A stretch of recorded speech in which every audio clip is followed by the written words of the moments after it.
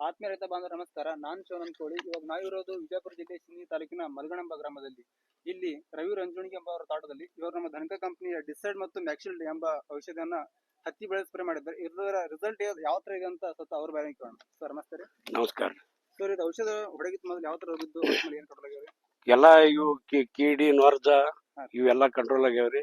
ಅತ್ತ ಎಲ್ಲಿನ ಜರ ಕಪ್ಪಾಗಿದ್ದು ಅತ್ತ ಬೆಂಕಿ ರೋಗಿನ ಟಿಕ್ಕಿ ಬಿದ್ದಿದ್ದು ಅವೆಲ್ಲಾ ಕವರ್ ಆಗ್ಯಾವ್ರಿ. ಕಾಯಿ ಹೂವ ಕೊಂಡಿ ಚಲೋ ಆಗ್ಯಾವ, ಬೆಳವಣಿಗೆನು ಚಲೋ ಬಂದವ್ರಿ.